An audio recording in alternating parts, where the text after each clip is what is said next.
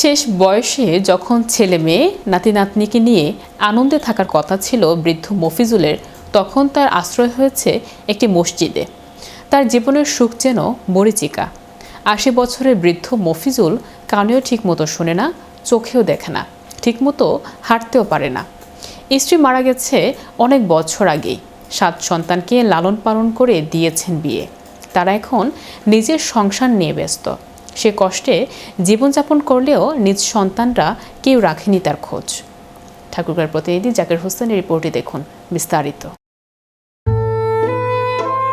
ঠাকুরগাঁওয়ের ৮০ বছরের বৃদ্ধ মফিজুলের মানবেতর জীবনের যেন শেষ নেই। শেষ বয়সে যখন ছেলে মেয়ে নাতি নাতনিকে নিয়ে আনন্দে থাকার কথা ছিল বৃদ্ধ মফিজুলের, তখন তার আশ্রয় হয়েছে একটি মসজিদে। তার জীবনের সুখ যেন মরীচিকা। ৮০ বছরের বৃদ্ধ মফিজুল কানেও ঠিকমতো শুনেন না, চোখেও দেখেন না, ঠিকমতো হাঁটতেও পারেন না। স্ত্রী মারা গেছে অনেক বছর আগেই। ৭ সন্তানকে লালন পালন করে দিয়েছেন বিয়ে। তারা এখন নিজের সংসার নিয়ে ব্যস্ত। সে কষ্টে জীবনযাপন করলেও নিজ সন্তানরা কেউ রাখেনি তার খোঁজ। অতিরিক্ত বৃষ্টি হওয়ার কারণে, ঝড় বৃষ্টির কারণে ওনার ঘর বাড়ি ভেঙে গেছে। উনি অনেক অসহায়, ওনার থাকার জায়গাও নাই।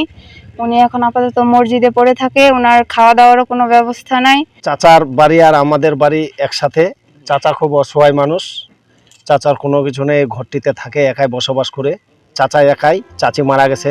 তার বাড়ি ঠাকুরগাঁও জেলার হরিপুর উপজেলার ১ নং গেদুরা ইউনিয়নের আটঘরিয়া গ্রামে। নিজের মাটির বাড়ি বৃষ্টির ভারী বর্ষণে ভেঙে যাওয়ায় এই বৃদ্ধ মফিজুল আশ্রয় নিয়েছেন পার্শ্ববর্তী একটি মসজিদে।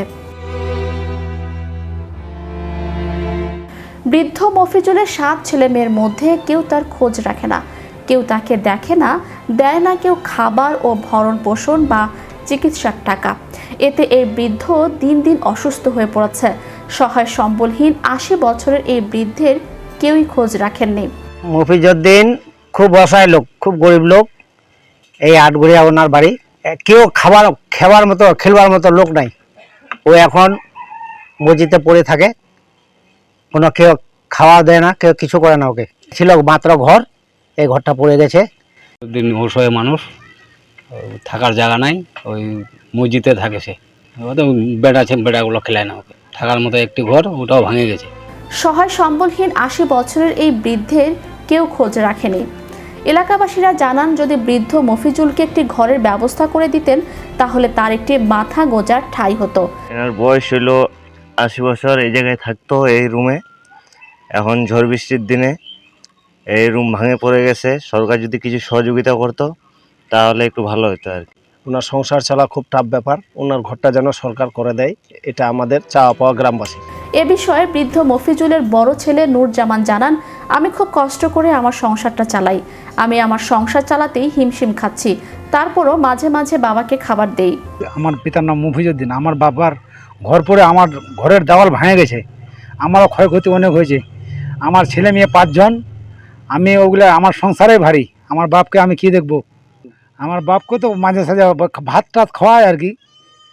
ভাত খাওয়ায় থাকে, যায় মসজিদেই, খাওয়া দাওয়া দিই, থাকে মসজিদেই। ঘরটা ভাঙা পড়ে তো তার থাকার জায়গা নাই, ওই জন্য ওই জায়গায় মসজিদে থাকে।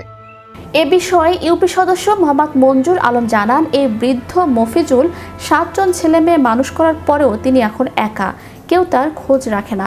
মাঝে মধ্যে আমার বাড়িতে থাকে, কিন্তু 2 দিন ধরে দেখছি সে মসজিদে থাকছে। সে দিন দিন অসুস্থ হয়ে পড়ছে। একমাত্র থাকার ঘরটি ভেঙে যাওয়ায় তাকে আশ্রয় নিতে হয়েছে এই মসজিদে। এই বৃদ্ধার শেষ আশ্রয়স্থল ঘরটি যেন সরকার মেরামত করে দেয় এবং সহযোগিতা করে। মোহাম্মদ মঞ্জুর আলম, ইউপি সদস্য, ৩ নং ওয়ার্ড। আমার বাসা এই আটঘরিয়া গ্রামেই। এই মফিজউদ্দিনের ভাইয়ের একটি মাত্র শুয়ে থাকার মাটির ঘর ছিল। এই ঘরটি হঠাৎ ভারী বর্ষণে গত 16 তারিখ কে ঘরটি ভেঙে পড়ে যায় এবং সে সাথে তার ছেলেরও ঘরটি পড়ে যায়। এটার আঘাত পেয়ে ওই ছেলের ঘর ভেঙে পড়ে যায়। এখন এই লোকটি সহায় সম্বলহীন। তার আসলে ৭ জন ছেলে মেয়ে, সবগুলোরই বিয়ে শাদী হয়ে গেছে। তারা নিজ নিজ সংসার নিয়ে ব্যস্ত, তাদের সংসারও ভারী হয়ে গেছে। এই লোকটিকে দেখার মতো বর্তমানে কেউ নেই। এই ঘরটি সহ যাবতীয় যদি এই মফিজ ভাইয়ের সরকার বাহাদুর একটু সহযোগিতা করতেন, আমার মনে হয় তিনিও উপকৃত হতেন এবং কি তিনার একটু ভবিষ্যৎ জীবনটা তিনি এখানেই সুন্দরভাবে কাটাতে পারতেন। বৃদ্ধ মফিজুলের পাশে উপজেলা প্রশাসন ও বিত্তবানরা এগিয়ে আসলে তার হবে একটি মাথা গোঁজার ঠাঁই। তাকে যেন একটি ঘরের ব্যবস্থা করে দেয়া হয়, এটাই দাবি এলাকাবাসীর। Channel Europe news desk.